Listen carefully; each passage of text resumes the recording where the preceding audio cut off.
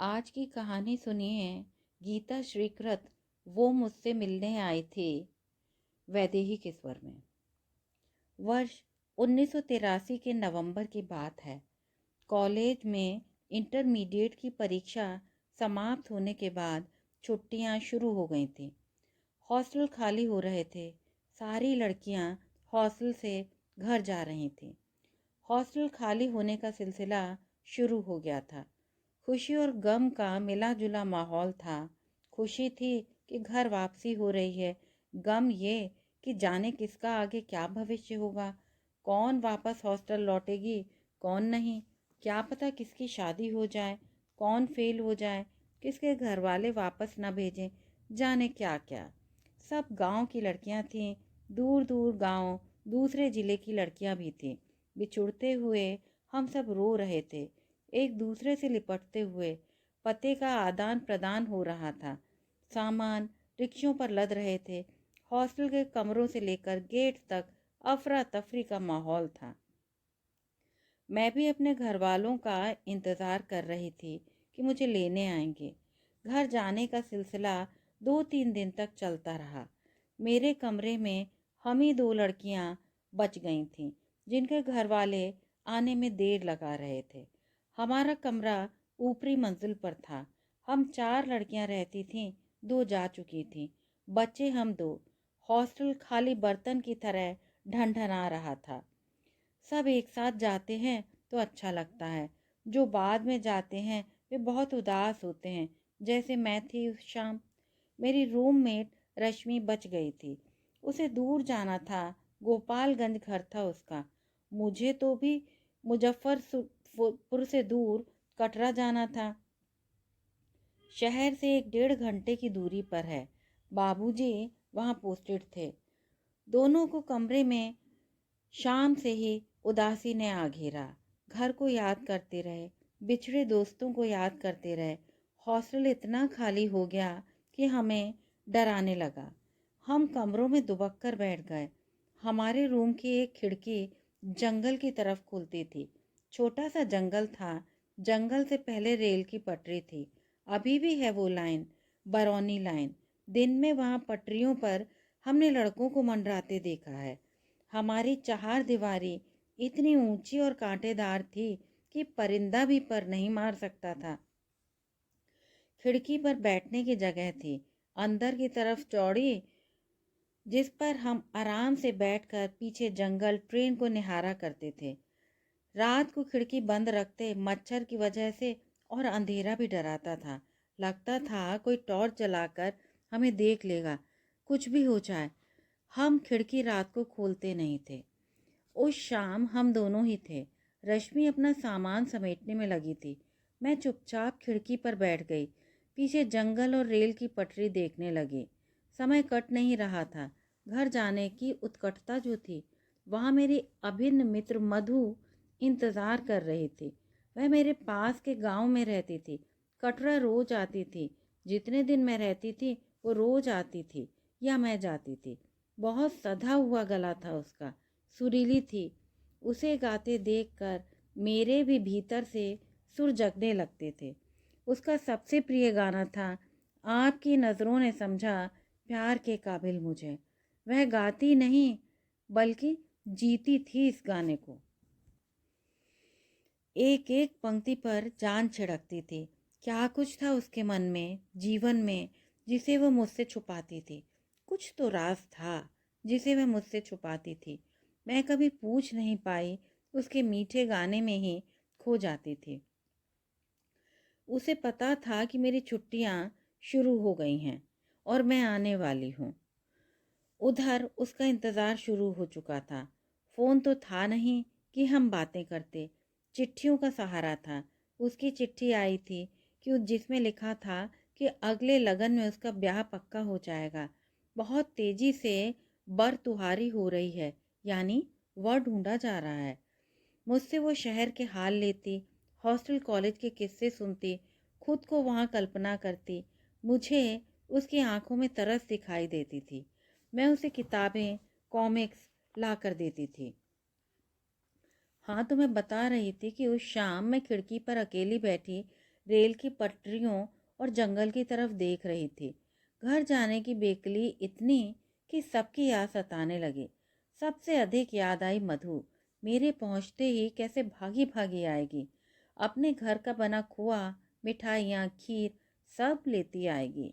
बगीचे के फल तोड़ लाएगी। अपने हाथ से काढ़ा हुआ रुमाल देगी। क्रोशिये से बना हुआ झालर भी देगी। कुछ भी, जो कुछ उसने अपने खाली दिनों में बनाया होगा उसका एक हिस्सा मेरे लिए होगा। अकेली नहीं आएगी, कोई ना कोई भाई, भांजा, भतीजा चिपका होगा। उसे हम कहीं पर काम पर लगा देंगे और दोनों अपनी दुनिया में मशगूल। गांव से कस्बे तक का रास्ता थोड़ा सुनसान था, इसलिए अकेली आने से डरती थी और घर वाले भी आने नहीं देते। एक बार मैं उसके यहाँ गई तो बाबूजी ने साथ में सिपाही भेज दिया। वो हर समय सिर पर सवार रहता। इतनी कोफ्त हुई कि मधु ने तय किया अब से वही आया करेगी। खिड़की के उस पार घने वृक्षों पर अंधेरे की चादर पसरने लगी थी, जैसे कोई अपने हाथ से हौले हौले पेड़ों पर, जमीन पर, पटरियों पर अंधेरा बिछा रहा हो। अंधेरा किसी सूती चादर की तरह लग रहा था, खुरदुरा सा। अचानक पटरी पर एक साया चलता दिखा। अकेला साया। गौर से देखा, वो कोई लड़की थी, छोटी, दुबली पतली सी। चुपचाप पटरियों पर पैर रखते हुए उछलती जा रही थी। दोनों पटरियों पर बारी बारी से पैर रखती, मानो खेल रही हो। मुझे आश्चर्य हुआ कि इस अंधेरे सुनसान में ये लड़की यहाँ क्या कर रही है। ये भी कोई खेलने की जगह है। उसका चेहरा साफ नहीं दिख रहा था। मुझे लगा कचरा बीनने वाली होगी या रेल की पटरी पर कोयला चुनने आते हैं बच्चों के झुंड। मगर शाम को तो ये जगह सुरक्षित नहीं। शहर के गुंडे मवाली चक्कर लगाते हैं इधर। गर्ल्स हॉस्टल में घुसने की फिराक में रहते थे। एक आध बार कोशिश करते, या तो घायल हो चुके थे या पकड़े जा चुके थे। दोनों ही सूरत में उनकी खूब कुटम्मस होती थी। मैंने सोचा यहीं से आवाज़ लगाऊं, शायद सुन ले। मैंने कोशिश की, पता नहीं आवाज़ उस तक पहुंची या नहीं। रश्मि ने हड़काया, क्यों बेकार में कोशिश कर रही हो? इस समय कोई नहीं हो सकता वहाँ, ट्रेन आने वाली है। मैंने कहा, कोई है रश्मि, एक बार देख तो। रश्मि को बहुत बार मैंने कहा तो वह उठी। खिड़की पर जैसे ही आई, ट्रेन धड़ाधड़ गुजरी। एक पल को लाइट चमकी थी। ट्रेन के सामने वह लड़की तनकर खड़ी थी। मेरी नज़र पड़ी, मैं चीखी। ट्रेन उसके ऊपर से गुजर गई। रश्मि हैरान, उसे सिर्फ ट्रेन दिखी और कोई साया नहीं।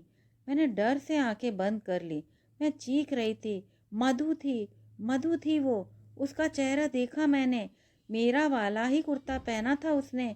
वो मधु थी, मधु। वो यहाँ क्या कर रही थी? कैसे आई?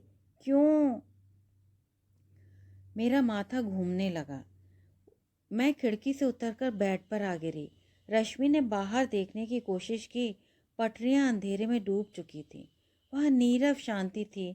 रश्मि ने खिड़की बंद कर दी। तुझे वहम हुआ होगा, भूत देख लिया क्या? क्या क्या कल्पनाएं करती रहती हो तुम? ज़्यादा किस्सा कहानी पढ़ना बंद करो। जब देखो तब हाथ में कोई ना किताब लेकर घूमती हो। कोर्स पर ध्यान दो। आगे पढ़ना है या नहीं? कंपटीशन की तैयारी करना है कि नहीं? मुझे तो मेडिकल देना है इस साल। तुम क्या सोच रही हो? मुझे रश्मि की बातें कहाँ सुनाई देती। दिमाग काम करना बंद कर चुका था। मैं सुबह होने का इंतज़ार कर रही थी। मेरे मन पर जो बीत रही थी उसे बयान नहीं कर पा रही थी। कैसे बताती कि रश्मि, मैंने मधु को देखा, ट्रेन उसके ऊपर से गुजर गई है। रश्मि ने एक बार समझाया, अगर कोई कटा होगा तो सुबह पता चल जाएगा। खिड़की खोलकर देख लेना, पुलिस भी आ ही जाएगी, सब पता चलेगा। ये कोई छुपने की बात है? किसी तरह रात कटी। रात आंखों में जगी रही। भोर होने का इंतज़ार था, झपकी आ गई। कितना भी चिंता हो, कितना बड़ा दुख हो, नींद के झोंके आते हैं। सुबह सुबह ही भैया लेने आ गए। गेट कीपर की आवाज़ से नींद खुली। हड़बड़ा कर जगी। खिड़की पहले से खुली थी। रश्मि वहाँ बैठी आराम से बिस्किट खा रही थी। देखो, बाहर देखो, कुछ नहीं है। पटरियाँ कितनी साफ सुथरी हैं। तुम्हारा वहम था, कल तुमने उसे बहुत याद किया ना, वही भरम साक्षात सामने आ गया था। आज जा रही हो, मिल लेना, जाओ। मैंने खिड़की से बाहर झांका। चमकीली सुबह थी, पेड़, पटरियां, रोज आने वाली मैनाएं, सब अपनी जगह पर। मैंने दिमाग से वहम को निकालने की कोशिश की और जाने की तैयारी शुरू की। भैया अपने ऑफिस से जीप लेकर आए थे। ड्राइवर और भैया आगे बैठे थे, मैं पीछे। मेरे साथ मेरा सामान था, हर बार समेट कर ले जाना पड़ता था, फिर साथ लाना पड़ता था। मैं सामान के साथ पीछे बैठी थी। मुझे जल्दी हो रही थी कि कटरा पहुँचे। मैंने भैया को पटाना चाहा कि मधु के गांव होते चलें। भैया ने कहा कि उन्हें मुझे छोड़कर तुरंत शहर वापस आना है, समय नहीं है। काम की वजह से ही एक दिन देर से आए थे। मैं मन महसूस कर रह गई। रात का असर गया नहीं था। मन था कि पटरियों पर अटका था, दिमाग था कि मानने को तैयार नहीं था। भला मधु इतनी दूर से यहाँ क्या करने आएगी? जरूर वहम ही हुआ होगा। धत, मन को समझाया। मधु अकेली कहीं जाती नहीं। मरना होगा तो यहाँ क्यों आएगी? और मरेगी क्यों? मन में अंधड़ चल रहा था। रश्मि ठीक ही कह रही थी, बहुत ज्यादा सोचने पर वहम होता है। जिंदा इंसान का कहीं भूत होता है? भूत होती तो फिर आती। गायब कैसे? मेरी तड़प के कारण लगता है मैंने उसे देखा। अपने मन को टटोलती समझाती चली जा रही थी। जीप दरभंगा रोड पर चली जा रही थी। मैं जल्दी पहुंचने की कामना कर रही थी। सोच लिया था कि घर पहुंचते ही सामान घर में पटक कर किसी के साथ मधु के घर भागूंगी। संभव है मधु स्वयं आ गई हो। पत्र में मैंने बता दिया था, लेकिन जो तारीख बताई थी उसके एक दिन बाद में आई। हो सकता है वो उस तारीख में आकर लौट गई हो। घर जाकर पता चलेगा। मन में सिर्फ मधु बसी थी और किसी से मिलने की उत्तेजना गायब थी। एक जगह रास्ता सुनसान था, दोनों तरफ खेत थे, रास्ता खाली था, मनुष्य विहीन। मैं खेतों की तरफ देखती जा रही थी। मुझे यात्रा में पेड़ों को देखना, खेतों को देखना, पानी भरे गड्ढों को देखना भाता था। मेरे लिए इतना ही लैंडस्केप था, इससे बाहर की दुनिया देखी नहीं थी। जीप को झटका लगा, रुक गई। कुछ टकराया था। ड्राइवर गुर्रा रहा था। जीप रुकी तो दोनों उतरे। कहीं कुछ नहीं। मुझे लगा कोई इंसान टकराया था। मैंने भैया से कहा, कोई आदमी टकराया है भैया? भैया ने कहा, हाँ, हमको भी यही लगा कि कोई आदमी बोनट से टकराया, मगर यहाँ कोई दिखाई तो नहीं दे रहा। ड्राइवर बोला, हमको तो कुछ नहीं लगा सर, आप तो झपकी ले रहे थे, हमने ब्रेक तेज लगाया क्या? मैंने किसी इंसान को जीप से टकराकर खेतों की तरफ भागते देखा था। जीप चल पड़ी। मैं खेतों की तरफ सिर घुमा घुमा कर देखने लगी। सड़क किनारे मधु खड़ी थी। वह दूर से मुस्कुराती हुई हाथ हिला रही थी। मैं चीखी, भैया, मधु सड़क किनारे खड़ी है, उसको ले लीजिए, अकेली है, हाथ हिला रही है, रोकिए भैया, गाड़ी रोकिए, पीछे करिए, मधु यहाँ है, वो देखिए। मैं जीप पर उछलने लगी थी। ऐसा लगा कि कूद जाऊंगी। जीप रोककर भैया और ड्राइवर दोनों ने पलट कर देखा। दोनों भौचक थे कि क्यों चीख रही है। भैया मधु का नाम सुनकर चौंके। मेरे घर में सब जानते थे उसे। पीछे किसी को कोई इंसान क्या, परिंदा तक नजर नहीं आया। मधु कहीं नहीं थी। दोनों हंसने लगे मेरी दशा पर। ड्राइवर ने जीप आगे बढ़ा दी। भैया बोले, दिन में ही भूत देख ली क्या? मधु के गांव चली जाना कल, सखी की याद आ रही है गीता बाबू। भैया मुझे चिढ़ते रहे थे। मुझे चिढ़ाते हुए दोनों चले। मैंने दूर तक देखा, वह मुझे हाथ हिला रही थी। मैं चुप थी। मैंने उसे जवाब तक नहीं दिया। मैंने सिर झुकाकर आंखें बंद कर ली। नहीं देखना उसे। वहम की भी हद होती है। ये कल रात से बार बार मधु क्यों दिखाई दे रही है मुझे? मधु को मिलकर बताऊंगी कि उसका कितना गहरा असर है मेरे ऊपर। ये उम्र कहीं सखियों को प्रेमियों की तरह लेने की थोड़े ही है। अब घिरे रहेंगे लड़कियों से तो लड़कों से कहाँ प्रेम होगा?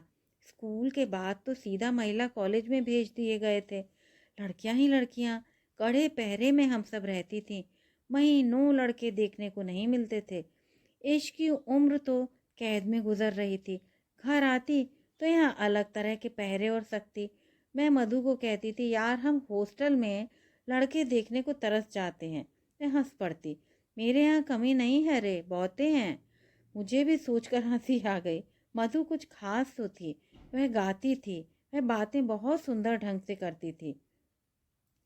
मेरे लिए तरह तरह के उपहार लेकर आती थी, अपने हाथों से बनाकर।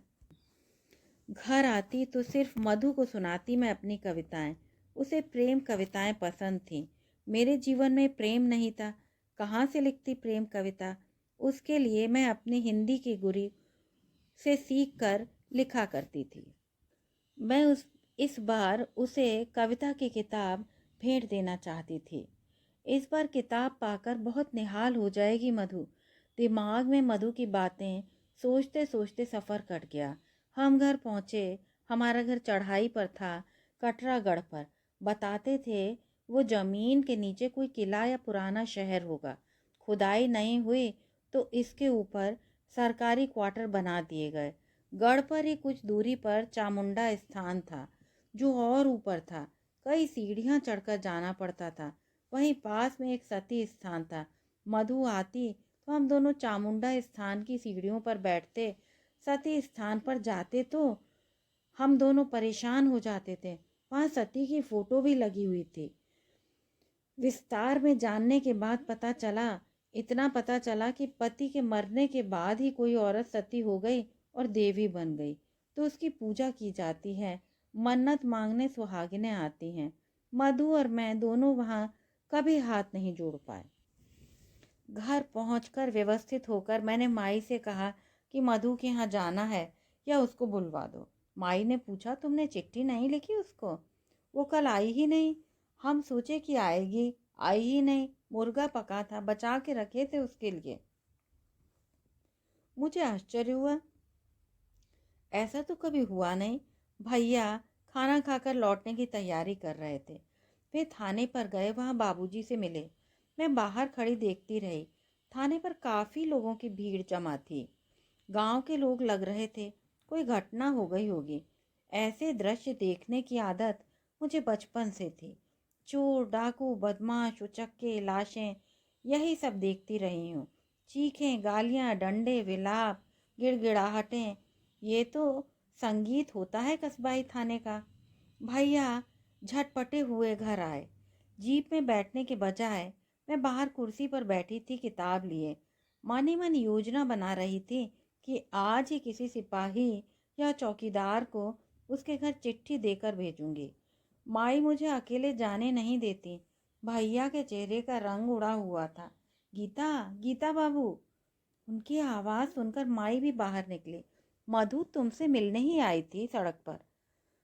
वही जीप को धक्का दी थी, वही सड़क पर तुमने देखा उसको। वो तुमसे मिलने आई थी। क्या बोल रहे हैं भैया? मधु मर गई, मार दिया सब उसको। 2 दिन बाद थाना में मामला आया है। उसके पट्टीदार यहाँ केस दबाने के लिए धरना दिए हुए हैं।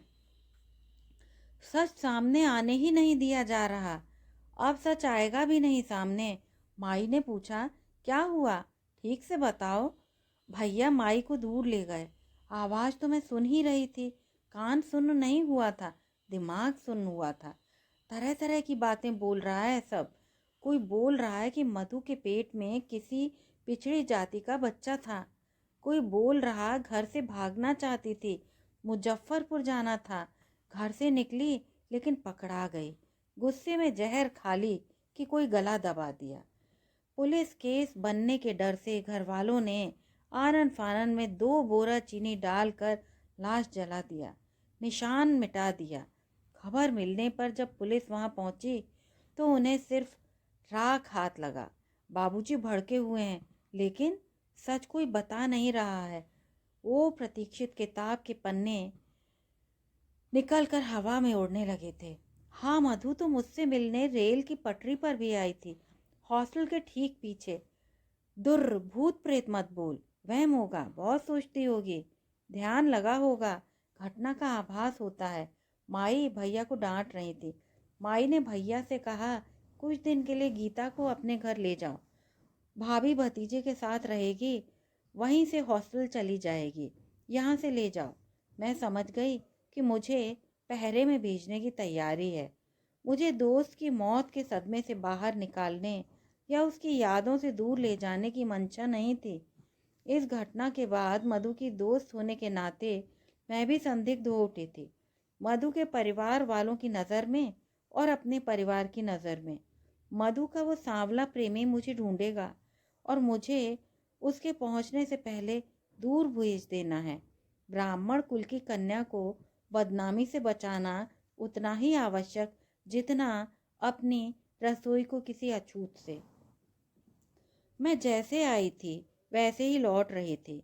फिर मधु मुझसे मिलने कभी नहीं आई, जबकि मैं यात्राओं में अक्सर आंखें खुली रखती हूँ। कभी नींद नहीं आती। इसके बाद मैं कई बरस तक चीनी देखकर डर जाती थी। आज भी चाय में चीनी नहीं पी पाती हूँ। मुझे चीनी से भय लगता है, आग से नहीं। क्या आप सभी को ऑनर किलिंग ठीक लगती है? कृपया ध्यान से सोचें, गहराई से सोचें। एक बार पुनः कहानी सुनने के लिए आप सभी का धन्यवाद।